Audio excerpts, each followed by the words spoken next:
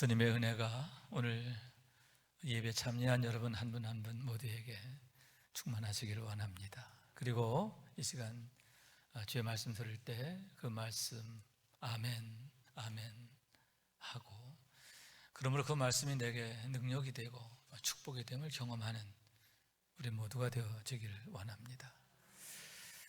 지난 주일에 이어서 근본 주일에도 전국의 모든 교회들이 비상황적인 상황에서 예배를 드리게 되는데, 국가적으로 바이러스로부터의 감염 예방을 위한 사회적 거리 두기에 적극적으로 동참하는 차원인 것입니다. 그래서 어떤 교회는 아예 교회 문을 닫고 온라인을 통한, 영상을 통한 예배로, 또 가정 예배로 대체하고 있고, 우리 교회의 경우에는 주일 대예배는 유지하지만 동시에 예배 참여하기 어려운 분들, 또 어린 자녀들과 함께 예배해야 할 분들, 이런 분들을 위해서 일부 예배를 녹화하여 유튜브로 올리고 실시간으로 함께 예배할 수 있게 하고 있습니다. 모두가 함께 예배할 수 있는 그날이 속히 다시 이르게 되기를 원하는데, 정말 이를 위해서 우리가 더욱 간절히 하나님께 기도하고 구할이다라고 생각합니다.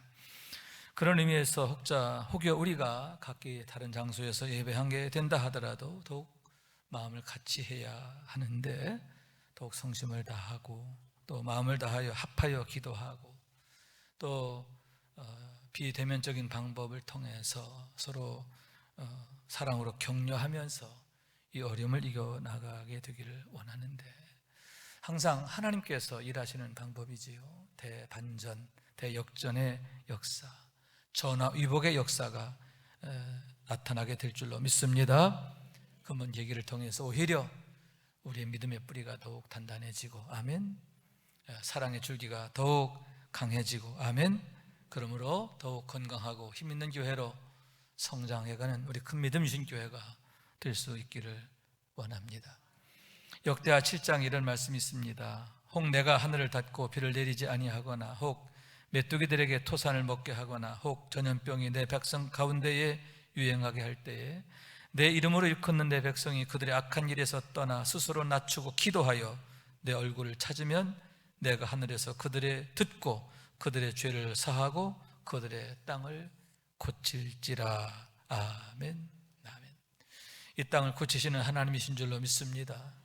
우리가 스스로 악한 길에서 떠나 자신을 낮추고 또 하나님의 얼굴을 찾고 구하면 사하시는 하나님이신 줄로 믿습니다. 내가 하늘에서 듣고 그들의 죄를 사하고 그들의 땅을 고치리라. 아멘. 이제 그와 같은 은혜가 우리 가운데 그리고 이 땅에 임하게 되기를 주님 이름으로 축원합니다. 오늘 이 시간 우리가 함께 상고하고자 하는 말씀은 특별히 아름다운 하나님의 사람 다니엘에 대한 얘기인데, 메대 왕국의 총리가 되었던 다니엘의 신앙과 영적 승리의 삶을 통해서 함께 은혜를 나누기 원하는 것입니다. 우리가 잘 아는 바와 같이 본래 그는 유대 왕국의 귀족의 자녀이었는데, 주전 605년에 느부갓네살 왕에 의해서, 바벨론의 느부갓네살 왕에 의해서 그 땅에 포로로 끌려가게 되는 겁니다. 당시 유대의 왕이었던 여호야김이 느부갓네살 제1차 침공 때 항복을 하게 되었기 때문인데, 16 젊은 나이에 다른 왕족 자녀들과 함께 포로로 끌려가게 되었다 하는 얘기입니다. 그런데 그는 그곳에서 그의 세 친구와 함께 엄청난 출세를 하게 되는데, 왜냐하면 그가 느부갓네살의 꿈을 해몽하게 되었기 때문이에요. 그 나라의 박수와 술객과 점쟁이와 술사 등 그 누구도 그 꿈을 알지 못했습니다. 왜냐하면 그 꿈은 하나님께서 주신 꿈이기 때문에 하나님께서 보여주시지 않으면 알 수가 없기 때문입니다. 그런데 그것을 다니엘이 알고 풀게 되었는데, 하나님께서 그에게 환상으로 보여주셨기 때문인 줄로 믿습니다. 그로 인하여 그가 왕의 특별한 신임을 받게 되었고 벼락 출세를 하게 되는데, 바벨론 온 지방을 다스리는 자가 되었음을 보게 됩니다. 그리고 바벨론의 모든 지혜자들의 어른이 되었는데 느부갓네살 왕의 신임이 얼마나 두터웠는가 하는 것을 보여주고 있는 거예요. 그런데 그 강대한 나라가 주 539년에 메대와 바사 연합군에 의해서 멸망하게 됩니다. 난공불락인 바빌론 성이 무너지고 또 당시에 왕이었던 벨사살 왕이 죽임을 당하게 되는 겁니다. 당시의 상황을 성경은 이렇게 전합니다. 벨사살 왕이 귀족 1000명을 위하여 잔치를 베풀게 되는데 잔치 중에 방자하게도 전에 느부갓네살 왕이 예루살렘 성전에서 탈취하여 온 금그릇과 은그릇을 가져오게 하고 그곳에 술을 따라 마시게 했습니다. 그러면서 자신은 금그릇에 술을 따라 마시게 되었는데 바로 그 밤에 그처럼 하나님께 대하여 망령된 짓을 하다가 처참히 죽임을 당하게 되었음을 보게 되는 겁니다. 그러나 여러분, 그러한 시대와 상황의 변화와 함께 다니엘이 다시 역사의 전면에 등장하게 되는데, 왜냐하면 그 땅의 새로운 통치자가 된 다리오 왕이 그를 매우 귀하고 신임하게 되었기 때문입니다. 여기서 다리오 왕은 장차 바사 왕국의 왕이 되고 유다 백성을 바벨론 포로에서 돌아오게 하는 고레스 왕의 외삼촌이며 장인인 사람인데 한시적으로 메대 바사 연합 왕국의 왕으로 있던 인물이에요. 그가 전국을 120개 도로 나누고 그곳에 관리를 세워 다스리게 하고 그 위에 총리 3명을 두어서 또 그들을 다스리게 했는데 그 3명 중에 한 명으로 다니엘을 세우게 되었다 하는 얘기입니다. 그런데 너무나 뛰어난 거예요. 성경에 보면 다니엘은 마음이 민첩했다 이렇게 말하고 있는데 공동 번역에 보면 놀라운 신통력이 있었다 이렇게 번역하고 있습니다. 다니엘은 누구냐? 한마디로 말해서 신통력이 있었는데 그 신통력이 사람을 놀랍게 했다, 그러한 얘기인 거예요. 그에게는 하나님께서 주시는 마음과 지혜와 명철이 가득하고 사람들 눈에는 그게 그와 같이 신통한 것으로 놀랍게 보여지고 나타나게 되었음을 보게 되는 거예요. 너무나 고상하고 아름다운 모습입니다. 하나님의 선하심과 능하심과 아름다우심을 보게 되는 줄로 믿습니다. 여러분, 우리에게도 그런 은혜가 있기를 원해요. 하나님 주신 마음이 있고 지혜와 있고 총명이 있고, 그러므로 해서 여러분 그것이 사람들에게도 보여지고 나타나게 되어지기를 원합니다. 그러므로 해서 왕은 그를 더욱 신임하게 되었고 3명의 총리 중에서도 으뜸으로 삼고자 했음을 보게 되는데, 그로 인하여 오히려 다니엘에게 큰 화가 미치게 됨을 보게 됩니다. 적대자들로부터 극도의 시기와 미움을 받게 되었고 결국 그들이 올무를 만들어서 다니엘을 그 올무에 빠지게 했기 때문인 겁니다. 왕을 충동해서 새로운 법령 하나를 만들었습니다. 그것은 이제부터 30일 동안은 왕 이외에 그 누구에게도 기도하거나 절하게 되면 그를 사자굴 속에 던져넣는, 정말 말도 안 되는 법이죠. 그런 법을 만들어서 천하에 공포하게 되었다 하는 얘기입니다. 전적으로 다니엘 한 사람을 해하기 위한 목적임을 보게 되는 거예요. 왜냐하면 적들도 알고 있는 겁니다. 다니엘은 죽으면 죽었지 이 법을 지키지 않을 거야. 그는 죽으면 죽었지, 비록 사자굴에 던져지고 지금 그가 가지고 있는 모든 권세, 능력, 신분 다 빼앗겨도 그는 기도하는 거 그치지 않을 거고, 또 기도하는 자리 피하지 않을 거고, 기도하는 모습 감추지 않을 거야. 다시 말해서 전에 늘 하던 대로 하루에 3번 예루살렘을 향해서 기도할 것이라고 하는 걸 적들도 알았다는 거죠. 그래서 그런 함정을 만들게 되었는데, 역시 예상한 대로 다니엘은 전에 하던 대로 이번에는 창문까지 활짝 열어놓고 예루살렘을 향하여 무릎을 꿇고 하루에 3번 하나님께 감사하며 기도하게 되었음을 보게 되는데 오직 하나님께 대하여 한결같았다. 형편이 달라지고 상황이 달라졌음에도 불구하고 그는 달라지지 않았음을 보게 되는 거예요. 여러분, 너무나 무모하고 미련해 보이는 게 아닙니까? 융통성이 없다, 정말 외고집이다, 이렇게 보여지는 게 아닙니까? 결국 그는 사자굴 속에 던져지게 되는데요, 패배한 듯이 보여지게 되는 거예요. 적대자들은 승리의 환호성을 올리며 기뻐하게 되었고, 그것으로 그 이야기는 끝장난 것처럼 그렇게 보여졌다 하는 얘기입니다.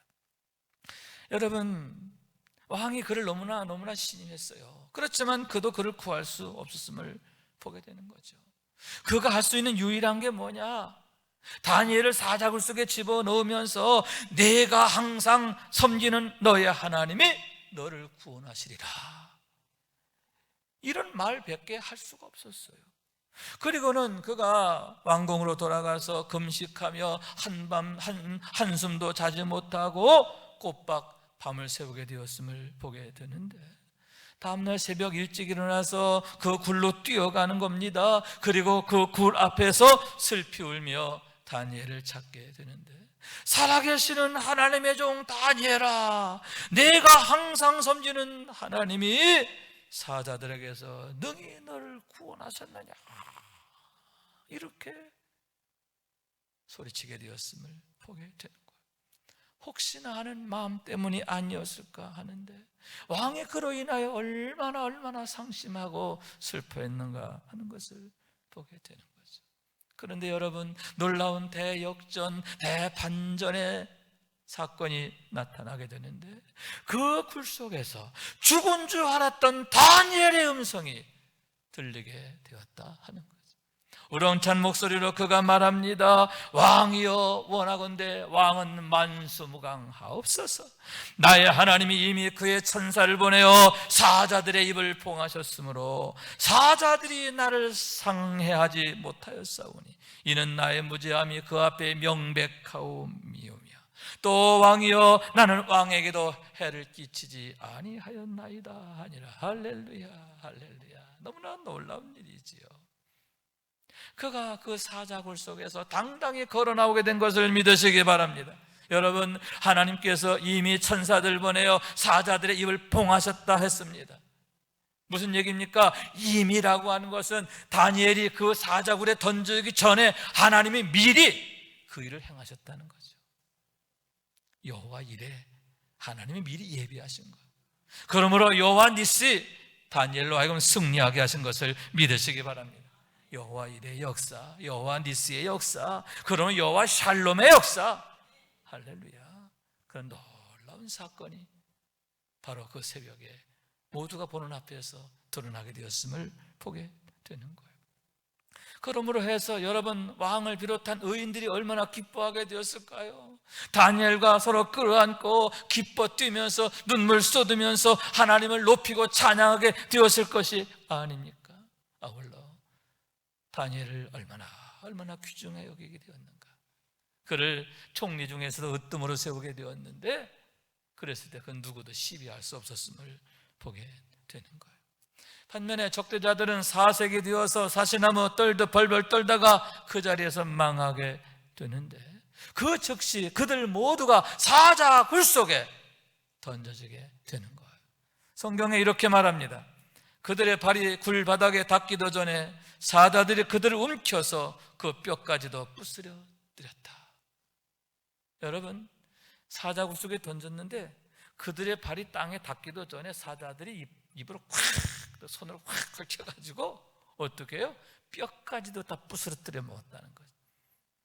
하나님을 거스리는 자, 하나님의 사람을 대적하는 자에게 하나님의 심판이 얼마나 무섭고 엄미하게 임하게 되었는가 하는 것을 보게 되는 거예요. 그러므로 여러분, 이 혼돈의 시대, 이 어려운 시대에 여러분 어떻게 살아야 합니까? 믿음으로 살아야 하는 줄로 믿습니다. 우리가 다니엘을 통해서 배우게 되는데, 믿음으로 사는 것이 승리하는 삶인 것을 믿으시기 바랍니다. 하나님께서 이미 그의 천사들 보내셨다, 이렇게 말하고 있잖아요. 하나님께서 이미 천사들 보내서 그를 구원하시는데 그게 바로 하나님의 방법이다. 그러한 얘기인 거죠. 아브라함의 하나님이 모세의 하나님 되셨고 다니엘의 하나님 되신 것을 믿으시기 바랍니다. 여러분, 이제 우리가 그 하나님, 나의 하나님으로 고백하게 되기를 원해요. 그래서 믿음으로 세상을 이기는, 우리의 상황을 반전시키는 우리 모두가 될 수 있기를 주님의 이름으로 축원합니다. 그러면 다니엘의 믿음은 무엇이며 또 그 믿음은 어디에서 기인하게 되는가? 열매로 그 나무를 알리라, 이렇게 주님 말씀하셨는데 그의 기도가 그의 믿음을 보여주고 있다라고 하는 사실인 거예요. 그의 기도는, 특히 본문 9절에 나오는 그의 기도는 크게 5가지의 특징이 있음을 보게 되는데 그것을 함께 상고하면서 배우게 되기를 원하는 거예요. 첫째로, 그의 기도는 예루살렘을 향해 드린 기도였다, 이렇게 말할 수 있습니다. 다시 말해서 성전을 향하여 드리는 기도인데 그것은 하나님의 언약을 믿는 믿음의 기도다, 이렇게 말씀드릴 수 있는 거예요. 역대하 7장 15절에 이렇게 말씀합니다. 이제 이곳에서 하는 기도에 내가 눈을 들고 귀를 기울이리니 이는 내가 이미 이 성전을 택하고 거룩하게 하여 내 이름을 여기에 영원히 있게 하였음이라. 내 눈과 마음이 항상 여기에 있으리라. 아멘. 솔로몬의 기도에 대하여 하나님 주시는 응답이에요. 이제 이곳에서 하는 기도에 내가 눈을 들고 귀를 기울이겠다. 내 마음과 눈이 항상 이곳에 있을 것이다. 할렐루야. 여러분, 그렇기 때문에 다니엘은 그 약속의 말씀을 믿었고 그걸 내 마음에 품은 줄로 믿습니다. 그 약속을 믿고 예루살렘 성전이 있는 곳을 향하여 바라보며 기도한 거예요. 아멘. 여러분, 그랬을 때 하나님의 응답이 임하게 되는데 2가지 응답입니다. 하나는 그를 사자굴 속에서 건져내 주시는 은혜인 줄로 믿습니다. 현재적인 응답이죠. 현재적인 응답이에요. 여러분, 현재적 응답을 경험하게 되기를 원합니다. 또 하나는 장차 나타나게 되는 응답이에요. 지금은 보이지 않아요. 그러나 믿음으로 계속 기도하고 기도하게 되었을 때에 하나님이 이루어 주시는데 그게 뭐냐? 유다 백성들이 바벨론 포로에서 돌아오게 되는 일인 줄로 믿습니다. 다니엘이 고레스 원년에까지 생존하게 되는데 그때에 역사적인 바벨론 포로에서 제1차 귀환이 이루어지게 되었음을 보게 되는 거예요. 예레미야에서 이렇게 말합니다. 여호와께서 이와 같이 말씀하시니라. 바벨론에서 70년이 차면 내가 너희를 돌보고 나의 선한 말을 너에게 성취하여 너희를 이곳으로 돌아오게 하리라. 유다 백성들이 장차 70년 후에 돌아오게 하리라 하셨는데 정확하게 70년 된 그 해에 여러분, 그 놀라운 일이 현실로 나타나게 된 거예요. 여러분, 그러한 하나님의 약속의 말씀을 믿고 믿음으로 인내하며 기도하게 되었을 때 그것이 현실로 나타나는 것을 보게 되고 경험하게 된 줄로 믿습니다. 여러분, 이와 같이 성전을 향한 기도가 능력이 되는데요, 그 성전을 향한 기도, 그것은 하나님의 언약을 믿는 기도인 줄로 믿습니다. 하나님을 믿는 믿음이지요. 나의 아버지가 되신 하나님, 선하시고 능하신 하나님인 줄로 믿습니다. 영원하신 하나님인 줄로 믿습니다. 그 하나님, 나의 하나님으로 믿고 기도할 때 여러분, 다니엘이 경험한 놀라운 응답을 얻게 될 줄로 믿습니다. 현재적인 응답뿐만 아니라 장차 나타날 응답의 주인공이 되는 우리 모두가 될 수 있기를 주님의 이름으로 축원합니다. 2번째로 그의 기도의 특징은 무릎을 꿇는 기도다 할 수 있는데 겸비함을 나타내는 기도다. 그가 끝까지 겸비했음을 보여주는 것이다 하는 그러한 얘기인 것입니다. 당시 다니엘은 82세 정도가 되었다라고 봅니다. 어른 중에 어른이지요. 어쩌면 온 바벨론에서 또 온 유다에서 유다 백성 중에 가장 어른이었을 거예요. 최고의 어른인 거죠. 그런데다가 당시 그는 3명의 총리 중에 하나였어요. 그런데다가 왕이 얼마나 그를 신임합니까? 왕의 총애를 받는 그런 총리인 거죠. 그런다고 할 때 스스로 자고할 수도 있고 그가 방자해질 수가 있는데 변함이 없는 거예요. 여러분, 그가 얼마나 겸손합니까? 하나님 앞에 무릎을 꿇는 사람이었음을 보게 되는 거예요. 온갖 시험이 있고 유혹이 있음에도 불구하고 변질되지 않고 한결같은 믿음의 사람이다. 한결같았다는 그러한 얘기예요. 여러분, 우리도 항상 주의할 게 변질되지 않아야 하는 거예요. 교만하게 되고 자고하게 되면 멸망이 입을 벌리고 달려오게 되는 거예요. 잠언에 이렇게 말합니다. 교만은 패망의 선봉이요 거만한 마음은 넘어지 앞잡이다. 이 교만한 거, 거만한 마음, 실패로 가는 거예요. 야고보서 이렇게 말합니다. 하나님이 교만한 자를 물리치시고 겸손한 자에게 은혜를 주신다 하였느니라. 할렐루야. 여러분, 내가 누구인가 하는 것을 항상 기억해야 하는 줄로 믿습니다. 우리는 구원받은 죄인이에요. 따라요. 우리는 구원받은 죄인입니다. 아멘. 하나님의 은혜가 없이는 살 수 없는 자예요. 하나님의 은혜가 없이는 이 자리에 서 있을 수 없는 자란 말이죠. 여러분, 오직 하나님의 은혜로 내가 존재한다는 사실을 기억하며 하나님 앞에 무릎 꿇는 자가 되시기를 원합니다. 끝까지 하나님 앞에 겸손한 자가 되시기를 주님 이름으로 축원합니다. 세 번째로는 하루에 3번 드리는 기도의 사랑. 첫 번째는 뭐예요? 예루살렘을 향해 드리는 기도. 다시 한번 성전을 향하는 기도. 두 번째는 무릎을 꿇는 기도. 세 번째는 하루에 3번 기도. 여기서 하루에 3번은 아침과 정오와 저녁 때의 기도를 말하는데 그 3번이 의미하는 바가 뭐냐? 그의 일상이 그의 기도의 시간에 맞춰져 있다. 그걸 나타내는 거죠. 다시 말해서 그의 하루의 일상이 어떻게 세워지고 진행되느냐? 기도의 시간에 맞추어져 있다. 그런 얘기죠.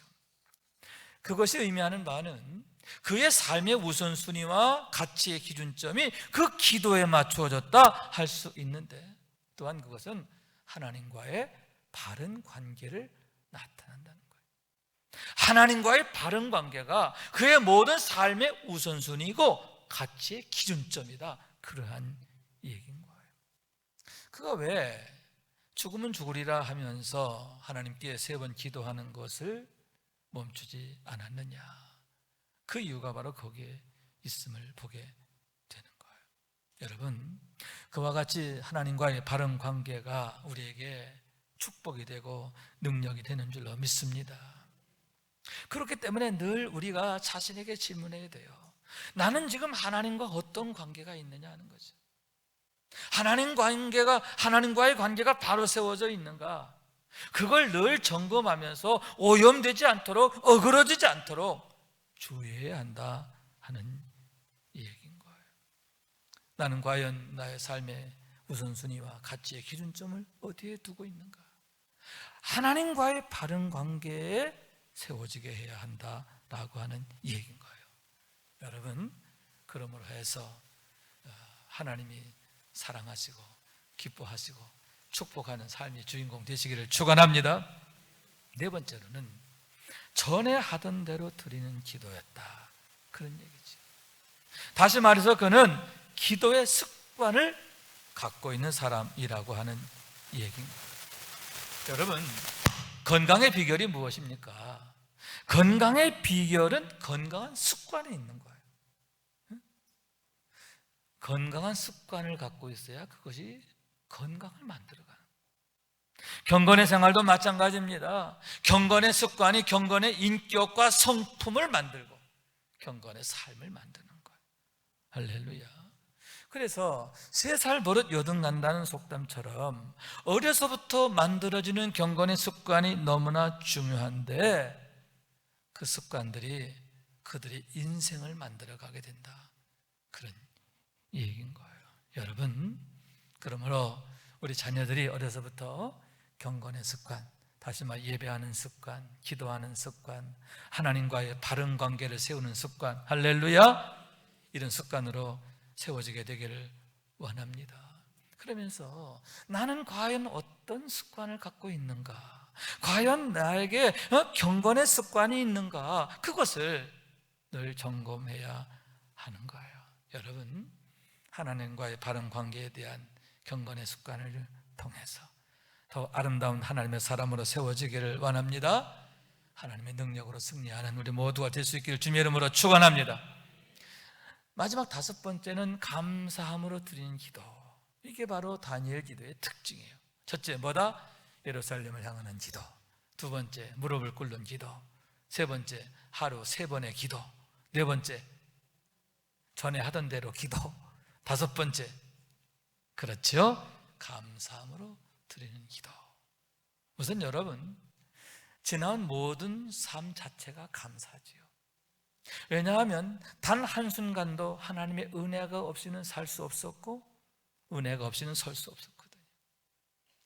어떻게 그가 망하지 않고 오늘까지 이렇게 건강하게 살고 위대한 삶을 살게 되었는가?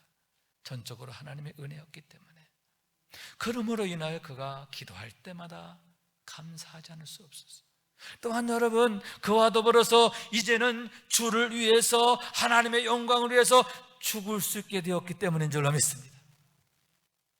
하나님, 이제는 내가 하나님의 영광을 위해서 죽을 수 있게 해주셔서 감사합니다. 여러분, 그렇게 죽는 것도요, 하나님의 은혜가 없이는 안 돼요. 하나님이 지켜주시고 도와주셔야 하는 줄로 믿습니다. 하나님께서 저를 이렇게 지켜주시고 도와주셔서 이렇게 멋있게 죽게 해주셔서 감사합니다. 여러분, 정말 우리 마지막을 위해서 기도해야 돼요. 왜냐하면 우리의 마지막 모습이 우리가 누구이냐 하는 것을 나타내기 때문이에요. 우리가 어떤 믿음이고 우리 어떤 소망을 갖고 있었고 우리가 또한 어떤 경건의 능력을 갖고 있느냐, 그걸 보여주는 게 뭐냐, 그걸 나타내는 게 뭐냐, 우리의 마지막 순간이에요. 어떻게 죽느냐는 거죠. 곱게 잘 죽었다, 이게 중요한 게 아니에요.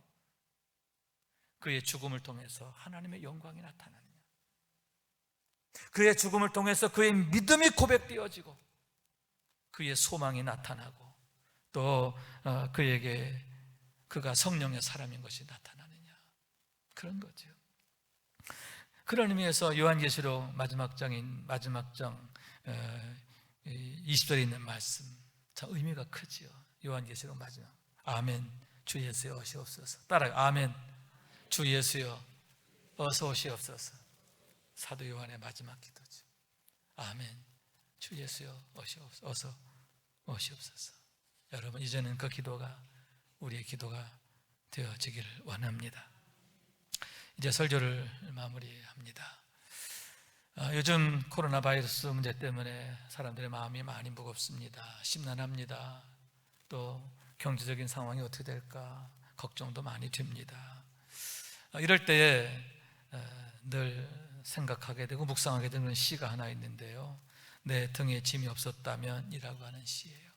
제가 좋아하는 시고 가끔 여러분에게 소개하기도 했는데 다시 한번 그 시를 함께 묵상하면서 오늘 말씀을 마치도록 하겠습니다. 내 등에 짐이 없었다면 나는 세상을 바로 살지 못했을 것입니다. 내 등에 있는 짐 때문에 늘 조심하면서 바르고 성실하게 살아왔습니다.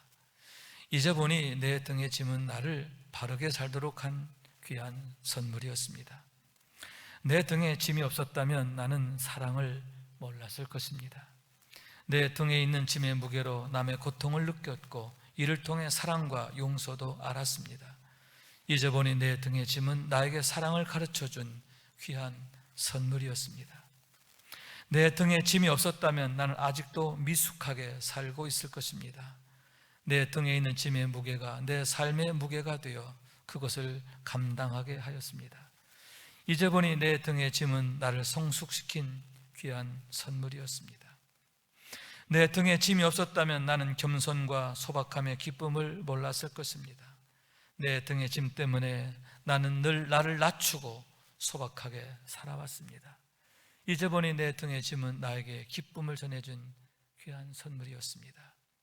물살이 센 냇물을 건널 때는 등에 짐이 있어야 물에 휩쓸리지 않고, 화물차가 언덕을 오를 때는 짐을 실어야 헛바퀴가 돌지 않듯이 내 등의 짐이 나를 불의와 안일의 물결에 휩쓸리지 않게 했으며 삶의 고개 하나하나를 잘 넘게 하였습니다. 정호성이라고 하는 시인이 쓴 시인데, 내 등에 있는 무거운 짐, 그것이 우리에게 선물이 되었음에 대한 고백이다, 그러한 얘기입니다. 여러분, 지금 여러분은 어떠한 무거운 짐으로 인하여 근심하고 또 걱정하고 있습니까? 슬퍼하거나 원망하고 있는 것은 아닙니까? 다니엘처럼 오히려 감사할 수 있기를 원합니다. 무엇보다도 믿음으로, 소망으로 감사하고 인내하게 되기를 원합니다. 그러므로 해서 하나님께서 응답하시는 것을 보고 경험하게 되기를 원하는데, 이 땅을 고치시는 하나님, 새롭게 하시는 하나님, 또 축복하시는 하나님, 나의 하나님으로 만나는 그런 축복의 주인공 되는 우리 모두가 될 수 있기를 주님의 이름으로 축원합니다. 말씀 생각하면서 기도한 마음으로 찬양합니다. 나의 힘이신 여호와여, 내가 주님을 사랑합니다. 나의 힘이 되신 여호와여, 내가 주님을 사랑합니다. 주는 나의 반석이시요 나의 요새시라. 주는 나를 건지시니 나의 주 나의 하나님, 나의 피할 바위시요 나의 방패시라. 나의 하나님,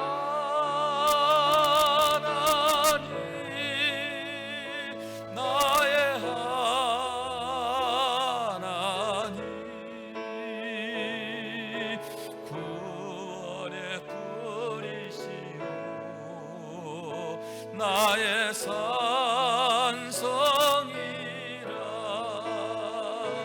나의 하나님,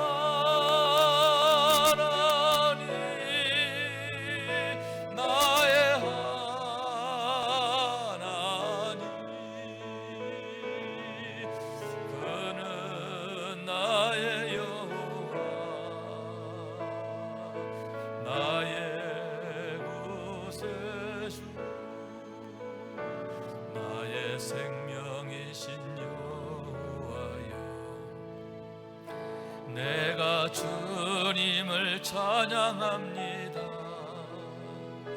주는 나의 사랑이시요 나의 의지시라. 주는 나를 이끄시어